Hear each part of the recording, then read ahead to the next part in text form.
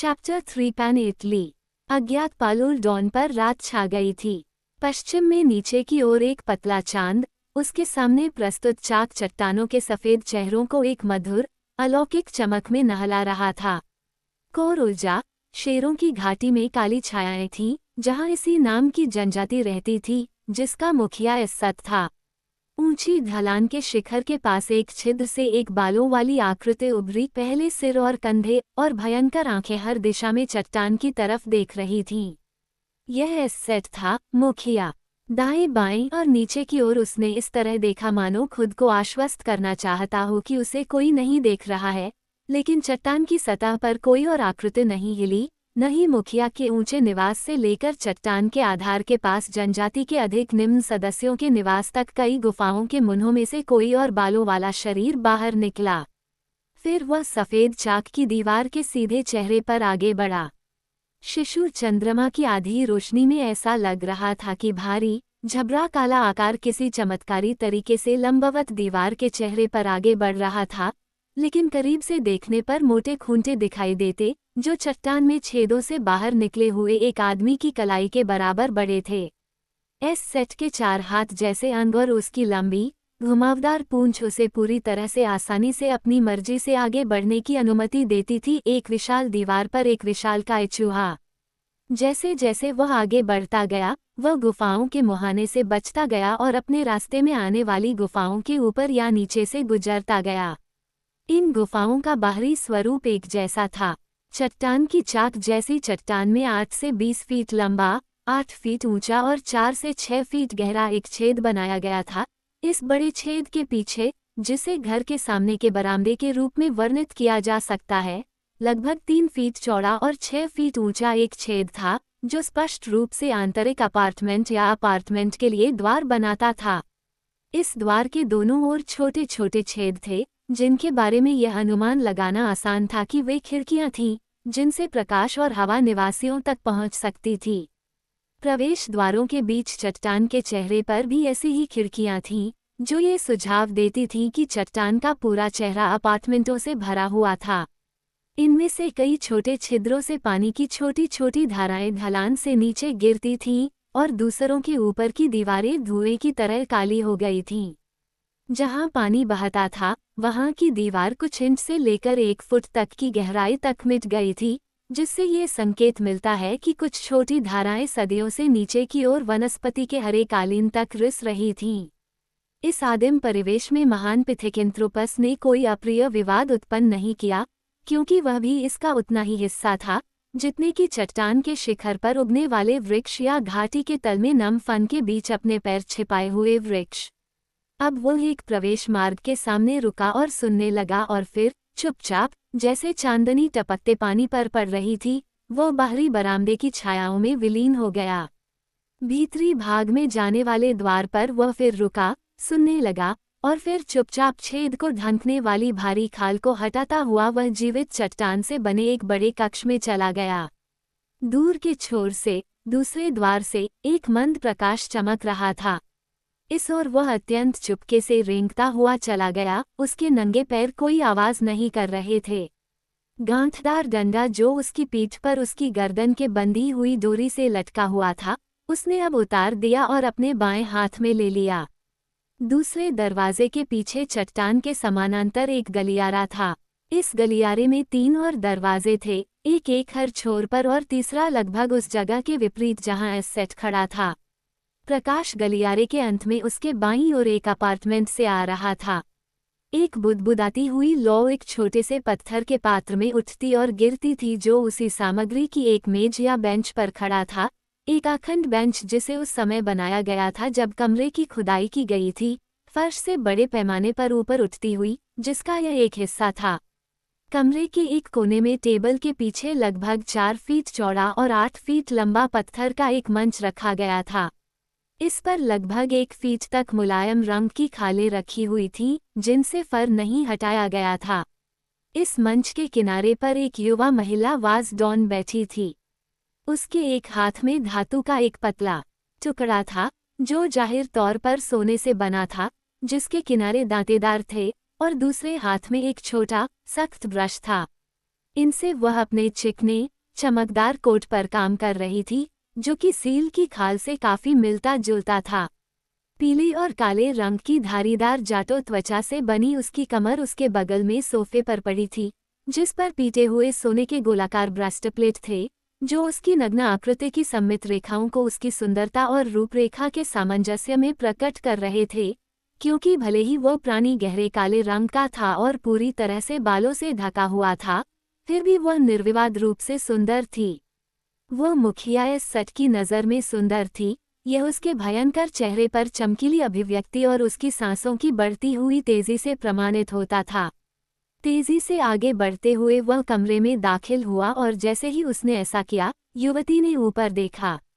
तुरंत उसकी आंखें भय से भर गईं और उसने तुरंत ही लंगोटी पकड़ ली और कुछ चतुर हरकतों के साथ उसे अपने चारों ओर ठीक कर लिया। जैसे ही उसने अपनी छाती की कवचें समेटी, एस सट ने मेज को गोल किया और तेजी से उसकी ओर बढ़ा। तुम क्या चाहते हो? उसने फुसफुसाकर पूछा, हालांकि वह अच्छी तरह जानती थी। पैनेटली, उन्होंने कहा, आपके प्रमुख आपके लिए आए हैं। क्या इसीलिए तुमने मेरे पिता और मेरे भाइयों को कोरुलुल पर जासूसी करने के लिए भेजा था? मैं तुम्हें नहीं चाहता। मेरे पूर्वजों की गुफा छोड़ दो।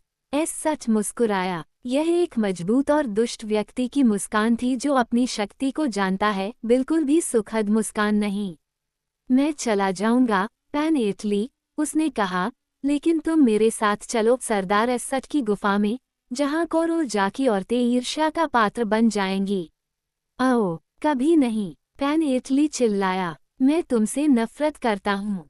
मैं तुम्हारे साथ नहीं बल्कि एक हो डॉन के साथ संभोग करना पसंद करूंगा, जो औरतों को पीटता है, बच्चों का हत्यारा है। एक भयावह तिरस्कार ने मुखिया के चेहरे को विकृत कर दिया।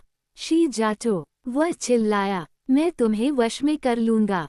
मैं तुम्हें तोड़ दूंगा। एस सेट, मुखिया, जो चाहे ले लेता है और जो उसके अधिकार पर सवाल उठाने या उसके सबसे छोटे उद्देश्य से लड़ने की हिम्मत करता है, वह पहले उस उद्देश्य की पूर्ति करेगा और फिर उसी तरह टूट जाएगा जैसे मैं इसे तोड़ता हूँ। और उसने मेज से एक पत्थर की थाली उठाई और उसे अपने शक्तिशाली हाथों से तोड़ दिया।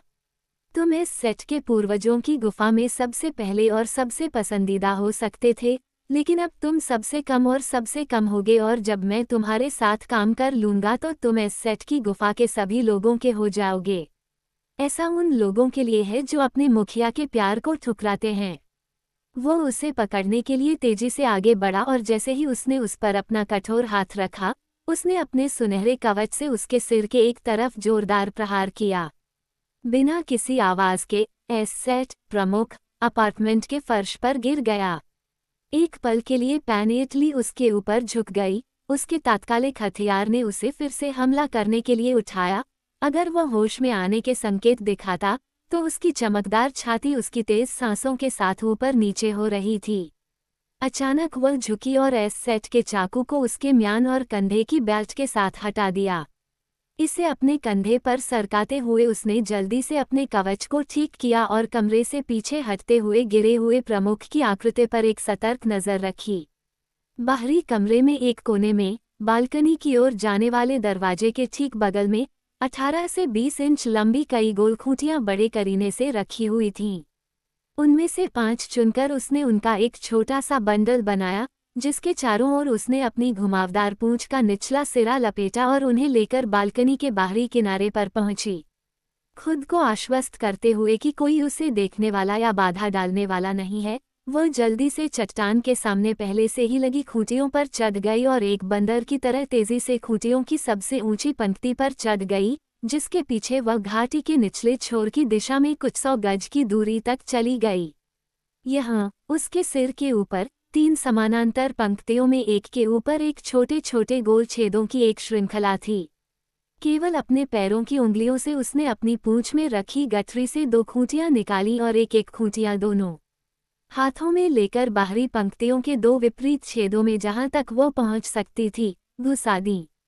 इन नए पकड़ों से लटकते हुए उसने अब अपने प्रत्येक पैर में बची हुई 3 खूंटियों में से एक को पकड़ लिया, 5वीं खूंटियों को अपनी पूंछ में सुरक्षित रूप से पकड़े रखा। इस सदस्य के साथ अपने ऊपर पहुंचकर उसने 5वीं खूंटियों को बीच की पंक्ति के एक छेद में डाला और फिर बारी बारी से अपनी पूंछ, अपने पैरों या अपने हाथों से लटकते हुए उसने खूंटियों को ऊपर की ओर नए छेदों में ले जाया। इस तरह वह अपनी सीढ़ी को अपने साथ ऊपर ले गई। चट्टान के शिखर पर एक घुमावदार पेड़ अपनी पुरानी जड़ों को सबसे ऊपरी छेदों के ऊपर उजागर कर रहा था, जो चट्टान के सीधे चेहरे से समतल तलहटी तक अंतिम सीढ़ी बनाते थे। यह नीचे से दुश्मनों द्वारा कठिन दबाव में डाले गए जनजाति के सदस्यों के लिए भागने का अंतिम रास्ता था। गांव से ऐसे 3 आपातकालीन निकास थे और किसी आपातकाल के अलावा उनका उपयोग करना मौत के समान था। ये पेनेटली अच्छी तरह से जानती थी, लेकिन वह ये भी जानती थी कि जहां क्रोधित एसेट उस पर हाथ डाल सकता था, वहां रहना मौत से भी बदतर था। जब वह शिखर पर पहुंच गई तो लड़की अंधेरे में तेजी से अगली घाटी की ओर बढ़ी, जो कोरोलजा से 1 मील आगे पहाड़ की ढलान को काटती थी। यह पानी की घाटी थी, कोरोलुल, जहां उसके पिता और 2 भाइयों को एसेट ने पड़ोसी जनजाति की जासूसी करने के लिए भेजा था। एक मौका था, एक पतला मौका, कि वो उन्हें पा सकती थी, अगर नहीं तो वहां कई मील दूर सुनसान कोरोल ग्रीफ था, जहां वह अनिश्चित काल तक लोगों से छिप सकती थी अगर वह उस भयानक राक्षस से बच पाती जिससे घाटी का नाम पड़ा और जिसकी मौजूदगी ने पीढ़ियों से इसकी गुफाओं को निर्जन बना दिया था। पेनेटली चुपके से कोरोलुल की सीमा के साथ आगे बढ़ी। उसे नहीं पता था कि उसके पिता और भाई कहाँ निगरानी करेंगे। कभी कभी उनके जासूस किनारे पर रहते थे, कभी कभी वे घाटी के तल से निगरानी करते थे। पेनेटली समझ नहीं पा रही थी कि क्या करे या कहाँ जाए। रात के अंधेरे में वह खुद को बहुत छोटा और असहाय महसूस कर रही थी। उसके कानों में अजीबोगरीब आवाज़ें पड़ रही थीं। वे उसके ऊपर ऊंचे पहाड़ों की एकांत जगहों से आ रही थीं, दूर से अदृश्य घाटी से और नज़दीकी तलहटी से, और एक बार दूर से उसने कुछ ऐसा सुना जो उसे लगा कि एक बैल ग्रिफ की दहाड़ है। ये कोरोल ग्रिफ की दिशा से आ रहा था। वह कांप उठी। कुछ ही देर में उसके कानों में एक और आवाज़ गूंज उठी। घाटी के किनारे से कोई चीज़ उसके पास आ रही थी। यह ऊपर से आ रही थी। वह रुकी और सुनने लगी। शायद यह उसका पिता या भाई था। ये करीब आ रहा था। उसने अंधेरे में अपनी आंखें तनी हुई थीं। वो हिली नहीं। उसने मुश्किल से सांस ली और फिर अचानक ऐसा लगा कि बहुत करीब काली रात में आग के 2 पीले हरे धब्बे धधक उठे। पेनेटली बहादुर थी, लेकिन हमेशा की तरह आदिम लोगों के साथ अंधेरे में उसके लिए अनंत भय था। केवल ज्ञात भय ही नहीं, बल्कि उससे भी अधिक भयावह भय, अज्ञात भय। वो इस रात बहुत कुछ झेल चुकी थी और उसकी नसें बहुत तेज थीं, कच्ची तनी हुई नसें जो थोड़े से भी झटके पर अतिरंजित रूप में प्रतिक्रिया करने के लिए तैयार थीं। लेकिन ये कोई मामूली झटका नहीं था। पिता और भाई की उम्मीद करना और इसके बजाय मौत को अंधेरे से झांकते देखना। हाँ, पेनेटली बहादुर थी, लेकिन वह लोहे की नहीं थी।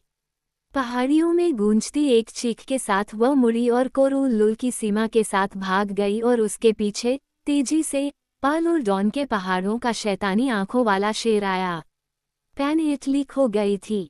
मौत अपरिहार्य थी, इसमें कोई संदेह नहीं था, लेकिन मांसाहारी के नुकीले दांतों के नीचे मरना, जो कि उसकी प्रजाति का जन्मजात आतंक है, यह अकल्पनीय था। लेकिन एक विकल्प था। शेर लगभग उसके ऊपर था एक पल और वह उसे पकड़ लेता। पेनेटली तेजी से बाईं ओर मुड़ी। नई दिशा में उसने कुछ ही कदम उठाए, इससे पहले कि वह कोरोलुल की सीमा पर गायब हो जाती। हैरान शेर अपने चारों पैरों को जमाते हुए मुश्किल से खाई के किनारे पर रुका। नीचे काली छायाओं में घूरते हुए उसने गुस्से में दहाड़ लगाई। कोरोलजा की तलहटी में अंधेरे से होते हुए वो मत अपने लोगों की गुफाओं की ओर आगे बढ़ा। उसके पीछे टार्जन और तादेन थे। कुछ ही देर में वे चट्टान के पास उगे एक बड़े पेड़ के नीचे रुक गए। सबसे पहले ओमेट ने फुसफुसाते हुए कहा, मैं पेनेटली की गुफा में जाऊंगा, फिर मैं अपने पूर्वजों की गुफा की तलाश करूंगा ताकि अपने खून से बोल सकूं। इसमें ज्यादा समय नहीं लगेगा, यहीं रुको, मैं जल्दी ही वापस आऊंगा। उसके बाद हम दोनों साथ साथ ताडेन के लोगों के पास जाएंगे। वह चुपचाप चट्टान के नीचे की ओर बढ़ा, जहां से टार्जन उसे दीवार पर एक बड़ी मक्खी की तरह चढ़ते हुए देख सकता था। धुंधली रोशनी में बंदर आदमी चट्टान के सामने लगे खूंटे नहीं देख पाया। ओमेद सावधानी से आगे बढ़ा। गुफाओं के निचले स्तर पर एक संतरी होना चाहिए था। अपने लोगों और उनके रीति रिवाजों के बारे में उसका ज्ञान उसे बताता था, हालांकि सभी संभावना में संतरी सो रहा था। इसमें वह गलत नहीं था, फिर भी उसने किसी भी तरह से अपनी सावधानी कम नहीं की। आसानी से और तेजी से वह पैनेटली की गुफा की ओर चढ़ गया, जबकि नीचे से टार्जन और ताडेन उसे देख रहे थे। वह ऐसा कैसे करता है? टार्जन ने पूछा। मैं उस खड़ी सतह पर कोई पैर रखने की जगह नहीं देख सकता और फिर भी वह अत्यंत आसानी से चढ़ता हुआ प्रतीत होता है। ताडेन ने खूंटियों की सीढ़ी के बारे में बताया। आप आसानी से चढ़ सकते हैं, उन्होंने कहा, हालांकि पूंछ बहुत मददगार होगी। वे तब तक देखते रहे जब तक ओमेट पैनेटली की गुफा में प्रवेश करने वाला नहीं था, बिना किसी संकेत के कि उसे देखा गया था, और फिर एक साथ दोनों ने निचली गुफाओं में से एक के मुंह में एक सिर दिखाई दिया। ये तुरंत स्पष्ट हो गया कि उसके मालिक ने ओमेट को खोज लिया था, क्योंकि वह तुरंत उसका पीछा करने के लिए ऊपर की ओर चल पड़ा। बिना एक शब्द कहे टार्जन और ताडेन चट्टान के नीचे की ओर आगे बढ़े। पिथिकेंथ्रोपस सबसे पहले उस तक पहुंचा और वानर मानव ने उसे अपने ऊपर सबसे निचली खूंटी पर हाथ रखने के लिए ऊपर की ओर उछलते देखा। अब टार्जन ने चट्टान के ऊपर जिगजैग पंक्तियों में एक दूसरे के समानांतर अन्य खूंटियां देखीं। उसने उछलकर उनमें से एक को पकड़ लिया, एक हाथ से खुद को ऊपर की ओर खींचा जब तक कि वह अपने दूसरे हाथ से दूसरे तक नहीं पहुंच गया, और जब वह अपने पैरों का उपयोग करने के लिए पर्याप्त ऊपर चढ़ गया, तो उसने पाया कि वह तेजी से आगे बढ़ सकता है। हालांकि ताडेन उससे आगे निकल गया, क्योंकि ये अस्थिर सीढ़ियां उसके लिए कोई नई बात नहीं थीं और इसके अलावा उसके पास एक पूंछ होने का लाभ था। फिर भी वानर मानव ने खुद को अच्छी तरह से पेश किया, क्योंकि उसे तुरंत ही इस तथ्य से दुगने प्रयास करने के लिए प्रेरित किया गया कि ताडेन के ऊपर वाज़डॉन ने नीचे देखा और वो डॉन के उसे पकड़ने से ठीक पहले अपने पीछा करने वालों को देखा। तुरंत एक जंगली चीख ने घाटी की खामोशी को तोड़ दिया, एक ऐसी चीख जिसका तुरंत जवाब सैकड़ों क्रूर गले ने दिया, क्योंकि योद्धा एक के बाद एक योद्धा अपनी गुफा के प्रवेश द्वार से निकले। जिस प्राणी ने अलार्म बजाया था वह अब पैनेटली की गुफा के सामने की खाई में पहुंच गया था और यहाँ वह रुका और ताडेन से युद्ध करने के लिए मुड़ा। अपनी पीठ पर लटकी हुई अपनी गदा को गर्दन के बंदी पट्टी से उतारकर वह प्रवेश मार्ग के समतल फर्श पर खड़ा हो गया और ताडेन की चढ़ाई को प्रभावी रूप से रोक दिया। सभी दिशाओं से कोरोर्जा के योद्धा घुसपैठियों की ओर झुंड बनाकर बढ़ रहे थे। टार्जन, जो ताडेन के साथ एक ही स्तर पर लेकिन उसके बाईं ओर एक बिंदु पर पहुंच गया था, ने देखा कि चमत्कार के अलावा कुछ भी उन्हें नहीं बचा सकता था। वानर मानव के बाईं ओर एक गुफा का प्रवेश द्वार था जो या तो सुनसान थी या जिसके निवासियों को अभी तक नहीं जगाया गया था, क्योंकि समतल खाई खाली थी। वानरों के टार्जन का सतर्क दिमाग साधन संपन्न था और प्रतिक्रिया देने के लिए प्रशिक्षित मांसपेशियां तेज थीं। आप या मैं किसी कार्य पर बहस करने के लिए जितना समय दे सकते हैं, उसमें वह उसे पूरा कर लेता था, और अब, हालांकि उसके निकटतम प्रतिद्वंद्वी से केवल कुछ सेकंड का अंतर था, उसके पास उपलब्ध थोड़े समय में ही वह एकांत में चला गया, अपनी लंबी रस्सी को खोला और दूर झुककर लंबे समय की आदत की सटीकता के साथ ताडेन के ऊपर अपने भारी डंडे को पकड़े हुए खतरनाक आकृति की ओर घुमावदार फंदा फेंका। रस्सी वाले हाथ में एक क्षण के लिए विराम था, क्योंकि फंदा अपने लक्ष्य की ओर तेजी से बढ़ रहा था। दाहिनी कलाई की एक तेज हरकत ने उसे अपने शिकार पर कस दिया, क्योंकि वह उसके सिर पर टिकी हुई थी, और फिर एक तेज झटका लगा। दोनों हाथों से रस्सी को पकड़कर टार्जन ने अपने विशाल शरीर का सारा भार उस पर वापस फेंक दिया। एक भयानक चीख निकालते हुए वाज़डॉन ताडेन के ऊपर की खाई से सिर के बल आगे की ओर झपटा। टार्जन ने खुद को आने वाले झटके के लिए तैयार कर लिया, जब प्राणी का शरीर रस्सी की पूरी लंबाई तक गिर जाना चाहिए था, और जैसे ही वह गिरा, रीढ़ की हड्डी का एक झटका लगा जो उस क्षणिक सन्नाटे में बीमार कर देने वाली तरह से ऊपर उठ गया जो उस अभिशप्त व्यक्ति की चीख के बाद हुआ था। रस्सी के अंत में अचानक से गिरे वजन के तनाव से अप्रभावित टार्ज़न ने जल्दी से शरीर को अपनी तरफ खींचा ताकि वो उसके गले से फंदा हटा सके, क्योंकि वह इतना अमूल्य हथियार खोने का जोखिम नहीं उठा सकता था। रस्सी डालने के बाद से कई सेकंड बीत चुके थे। तब तक वाचडॉग योद्धा ऐसे निष्क्रिय रहे थे मानो आश्चर्य या भय से स्तब्ध हो गए हों। अब फिर से उनमें से एक ने अपनी आवाज़ और अपना सिर पाया और तुरंत अजीब घुसपैठिए पर अपशब्दों की बौछार करते हुए वानर मानव की ओर ऊपर की ओर बढ़ा, अपने साथियों को हमला करने के लिए उकसाया। यह आदमी टार्ज़न के सबसे करीब था, लेकिन उसके लिए वानर मानव आसानी से टार्ज़न के पास पहुंच सकता था, जैसा कि बाद वाला उसे उकसा रहा था। टार्ज़न ने मृत वाचडॉग के शरीर को अपने सिर के ऊपर उठाया, उसे एक पल के लिए वहां रखा और अपना चेहरा आसमान की ओर उठाकर केरचक जनजाति के बैल वानरों की भयानक चुनौती को चिल्लाया, और अपनी विशाल नसों की पूरी ताकत से उसने लाश को ऊपर चढ़ते योद्धा पर जोर से फेंक दिया।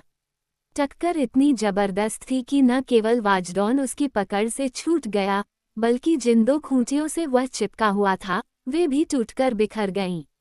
जैसे ही दोनों शव, जीवित और मृत, चट्टान के नीचे की ओर तेजी से गिरे, वाचडॉग से एक जोरदार चीख निकली। जद गुरु डॉन, जद गुरु डॉन, वे चिल्लाए, और फिर उसे मार दो, उसे मार दो। और अब टार्ज़न टार्ज़न के पास एक खाली जगह में खड़ा था। जद गुरु डॉन, बाद वाले ने मुस्कुराते हुए दोहराया, भयानक आदमी, भयानक टार्ज़न, वे तुम्हें मार सकते हैं, लेकिन वे तुम्हें कभी नहीं भूलेंगे। वे हत्या नहीं करेंगे। हमारे यहाँ क्या है? टार्ज़न का कथन कि उन्हें क्या नहीं करना चाहिए अचानक स्खलन से बाधित हो गया, क्योंकि दो आकृतियां मृत्यु के समान आलिंगन में बंद गुफा के द्वार से बाहरी बरामदे में ठोकर खाती हुई चली गईं। एक ओमेट था, दूसरा अपनी ही प्रजाति का प्राणी था, लेकिन खुरदरे बालों वाला, जिसके बाल त्वचा से सीधे बाहर की ओर कठोर रूप से ओमेट के चिकने आवरण के विपरीत उगते प्रतीत होते थे। दोनों स्पष्ट रूप से एक दूसरे से काफी मेल खाते थे, और यह भी स्पष्ट था कि दोनों हत्या करने पर आमादा थे। वे लगभग चुपचाप लड़ रहे थे, सिवाय एक दूसरे द्वारा किसी नए घाव को स्वीकार करने पर कभी कभार धीमी गड़गड़ाहट के। टार्ज़न अपने सहयोगी की मदद करने के लिए स्वाभाविक आवेग का पालन करते हुए विवाद में शामिल होने के लिए आगे बढ़ा, लेकिन ओमेट की एक घुरघुराहट भरी चेतावनी ने उसे रोक दिया। वापस जाओ, उसने कहा, ये लड़ाई मेरी है, सिर्फ मेरी। वानर पुरुष समझ गया और एक तरफ हट गया। यह एक गुंडबार है, टार्ज़न ने समझाया, एक प्रमुख युद्ध। ये व्यक्ति एसेट प्रमुख होना चाहिए। यदि ओमेट बिना सहायता के उसे मार देता है तो ओमेट प्रमुख बन सकता है। टार्ज़न मुस्कुराया। यह उसके अपने जंगल का कानून था, केरचाक जनजाति का कानून, बेलबंदर आदिम मनुष्य का प्राचीन कानून, जिसे किराए के खंजर और जहर के प्याले को पेश करने के लिए सभ्यता के परिष्कृत प्रभावों की आवश्यकता थी। फिर उसका ध्यान बरामदे के बाहरी किनारे पर गया। ऊपर से एसेट के योद्धाओं में से एक का झबरा चेहरा दिखाई दिया। टार्ज़न उस आदमी को रोकने के लिए उछला, लेकिन टार्ज़न उसके आगे था। वापस हो, डॉन ने नवागंतुक को चिल्लाया। ये गुंडबार है। साथी ने दोनों लड़ाकों को ध्यान से देखा, फिर अपना चेहरा नीचे अपने साथियों की ओर घुमाया। वापस, उसने चिल्लाया, यह एसेट और ओमेट के बीच गुंडबार है। फिर उसने टार्ज़न और टार्ज़न की ओर देखा। तुम कौन हो? उसने पूछा। हम ओमेट के दोस्त हैं, टार्ज़न ने उत्तर दिया। उस आदमी ने सिर हिलाया। हम बाद में तुम्हारी बात सुनेंगे, उसने कहा, और खाली जगह के किनारे से गायब हो गया। चट्टान पर लड़ाई लगातार जारी रही। टार्ज़न और टार्ज़न को प्रतियोगियों के रास्ते से बाहर निकलने में कठिनाई हो रही थी, जो एक दूसरे को हाथ पैरों से पीट रहे थे और दुम से वार कर रहे थे।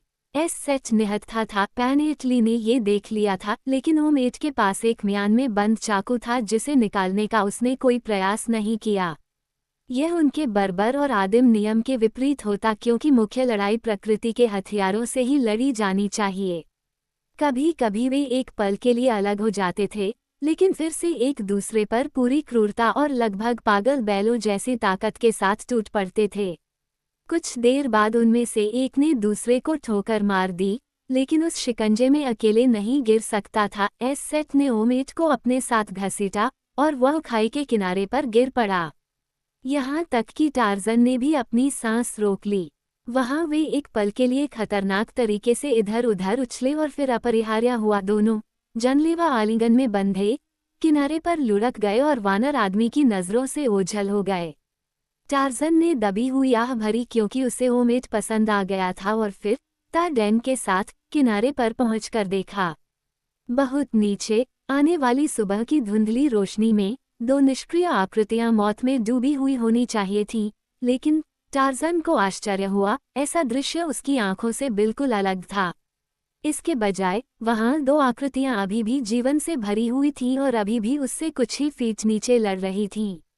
हमेशा दो पकड़ों के साथ खूंटियों से चिपके हुए एक हाथ और एक पैर, या एक पैर और एक पूंछ, वे लंबवत दीवार पर उतने ही सहज लग रहे थे जितने बरामदे की समतल सतह पर, लेकिन अब उनकी रणनीति थोड़ी बदल गई थी, क्योंकि प्रत्येक अपने प्रतिद्वंद्वी को उसकी पकड़ से हटाने और उसे नीचे निश्चित मृत्यु की ओर धकेलने पर विशेष रूप से तुला हुआ लग रहा था। ये जल्द ही स्पष्ट हो गया कि ओमेट, जो एस सेट से छोटा और अधिक सहनशक्ति वाला था, लाभ उठा रहा था। अब मुखिया लगभग पूरी तरह से रक्षात्मक हो गया था। एक शक्तिशाली हाथ से उसे क्रॉस बेल्ट से पकड़कर ओमेट अपने दुश्मन को चट्टान से सीधा बाहर धकेल रहा था, और दूसरे हाथ और एक पैर से वह पहले एस सेट की एक पकड़ को तोड़ रहा था और फिर दूसरी पकड़ को बारी बारी से, या यूं कहें कि अपने विरोधी के पेट पर क्रूर प्रहार करके अपने प्रयासों को विराम दे रहा था। एस सेट तेजी से कमजोर हो रहा था और आसन मृत्यु के ज्ञान के साथ, जैसा कि ऐसी परिस्थितियों में हर काया और गुंडे के साथ होता है, बहादुरी का मुखौटा टूट गया जो लंबे समय से साहस के रूप में प्रच्छन्न था, और इसके साथ ही उसकी नैतिकता भी टूट गई। अब एस सेट कोरोल्जा का प्रमुख नहीं था, इसके बजाय वह जीवन के लिए संघर्ष कर रहा एक कराहता हुआ काया था। ओमेट को पकड़ते हुए, पास की खूंटियों को पकड़ते हुए वह किसी भी सहारे की तलाश में था जो उसे उस भयानक गिरावट से बचा सके, और जैसे ही वह मौत के हाथ को दूर धकेलने का प्रयास कर रहा था, जिसकी ठंडी उंगलियां उसने पहले ही अपने दिल पर महसूस की थीं, उसकी पूंछ ओमेट की तरफ और वहां लटक रहे चाकू के हैंडल की तलाश में थी। टार्ज़न ने देखा, और जैसे ही एस सेट ने ब्लेड को म्यान से बाहर निकाला, वह बिल्ली की तरह लड़ रहे लोगों के बगल में खूंटियों पर गिर गया। कायरतापूर्ण घातक प्रहार के लिए एस सेट की पूंछ पीछे की ओर खींच गई थी। अब कई अन्य लोगों ने इस विश्वासघाती कृत्य को देखा और क्रूर गले से क्रोध और घृणा की एक बड़ी चीख निकली, लेकिन जैसे ही ब्लेड अपने लक्ष्य की ओर बढ़ा, वानर मानव ने उसे चलाने वाले बालों वाले अंक को पकड़ लिया, और उसी क्षण ओमेट ने एस सेट के शरीर को इतनी ताकत से अपने से दूर फेंक दिया कि उसकी कमजोर पकड़ टूट गई और वह नीचे की ओर गिर गया, चीखते हुए भय का एक क्षणिक उल्का मौत के मुंह में समा गया।